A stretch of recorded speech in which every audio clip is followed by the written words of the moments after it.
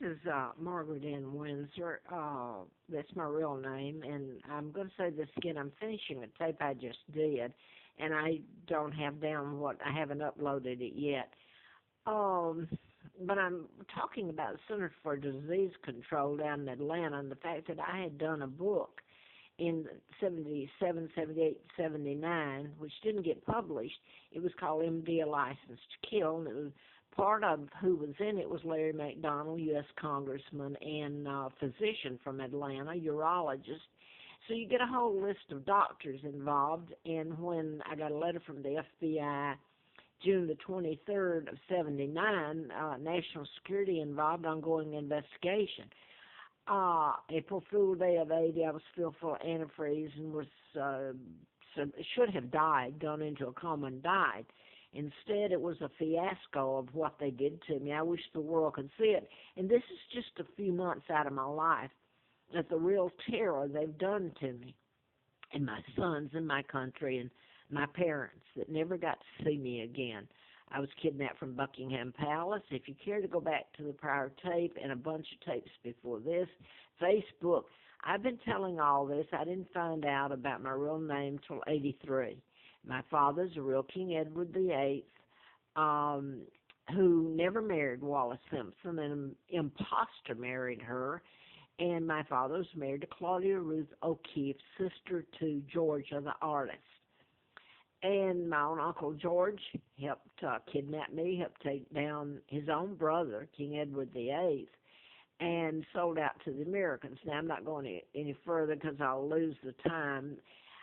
While I was doing the book, the medical malpractice book, I was going out to the Center for Disease Control. Well, you can't get in, but it's out at Emory University.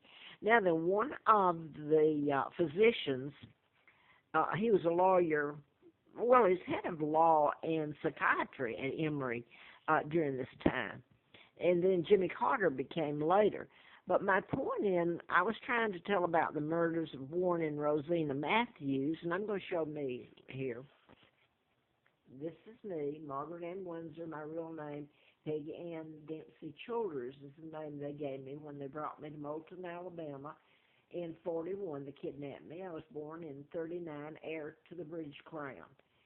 And they brought me to a pigsty in Moulton, gave me the name of Twins. And by the way, the twins fit into the Obama and the thing that's going on up there. It might not be such a joke if you look back and they tell the truth about me.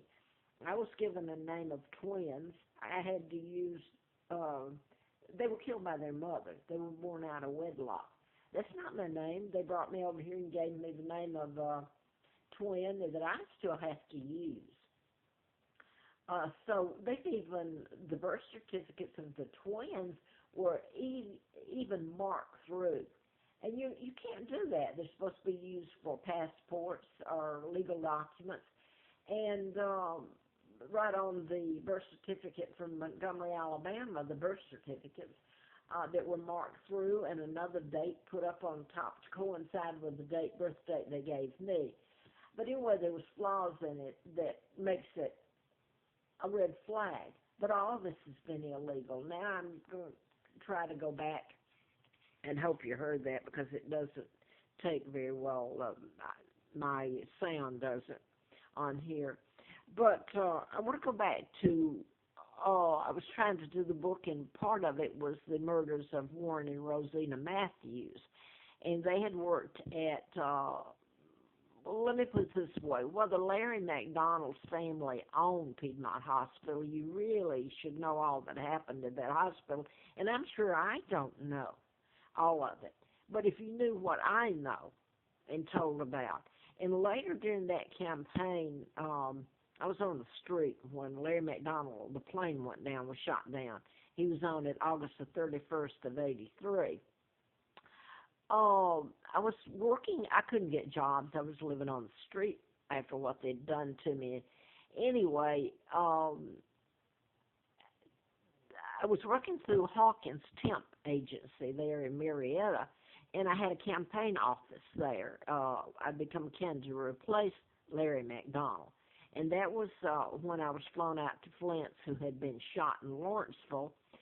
and the man that shot him and killed Larry Flint's attorney was a program victim himself. But right the moment I want to go back to, I had Mr. Flint had actually sent me or helped in the campaign, and I was working, having a really rough time. I was sleeping on the sofa in campaign headquarters, which was little, not not the size, much bigger than the size of the room I'm in now. But anyway, Hawkins agency was in the same building. He sent me out, by the way, for another murder. He sent me out to Lovett or Lovell private school there, and there's more to that private school involving where I had worked and everything, the doctors in the past. But it was a private, exclusive school, and I don't know if its address is Atlanta, I believe, but I'm not sure because it was in Marietta. Anyway, the agency sent me out on a job at the school, and I met the coach out there, and he told me that Chad, and I don't remember Chad's last name, and Jens Oring, who was a diplomat's son, were supposed to be flying in. And he told me when they came, I don't remember if it's the next day or what, but I was supposed to meet them and talk to them. Well, I'll be honest with you, I don't remember which one I spoke with, whether I think it was Chad, because I don't think I actually met Jens. But I'm going to jump from there to Jens Orings and Elizabeth Haysom. She's British. Her mother was an American, Nancy, and her father is British.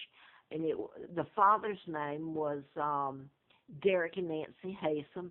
And Jens, that I've just told you about, German diplomat son, Jens Orings, and Elizabeth were friends later, a few years later, up in Charlottesville. They were going to the University of Virginia when they were supposed to have killed her parents in Boone's Mill or Boonesboro, right outside Lynchburg.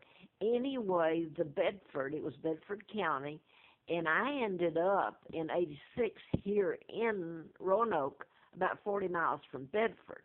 And believe me when I say it, everybody that prosecuted that case knew it was a mind control murder. Jens Orings is in Buckingham State Prison, Virginia, in Dillwyn, Virginia. And Elizabeth, as far as I know, Haysom, this is her parents that were killed. She's in Nelson County, I believe, where, by the way, and there's a connection, it's a mind control murder too, the Alexis Murphy trial started yesterday, where Randy Taylor is supposed to have killed her and kidnapped her. And I believe that's being held in I know that's being held in Nelson County, but I think Haysom, Elizabeth, is serving time for a crime her and Jens didn't commit in Goochland, and I think that's in Nelson County. Now I've used up another tape here, and I really started out wanting to tell about Dr. Robitscher and the good guy and his murder, and he was the good guy and all of it. Let me switch to this tape. He was murdered. He was head of law and psychiatry at Emory University, where the Center for Disease Control is. And by the way, I'm going to end it here if I can get in here. The patterns that erupted from all this, he was killed. And Jimmy Carter took his place later. And the AIDS virus, I'm going to say that and stop. It was done in patterns. And no, I haven't lied about one thing. I have suffered hell because of my name and who kidnapped me, and because of the information that I crawled and begged and told to the media. And here's Barbara Walters. She's going after Sterling, the Clippers, because of comments he was supposed to make. Where have all these people been when in plain sight they have tortured me in ways you can't believe, and my sons, because of who we are, and why don't they tell it? She certainly interviewed Diana. They certainly tell about Harry and William, who are illegal.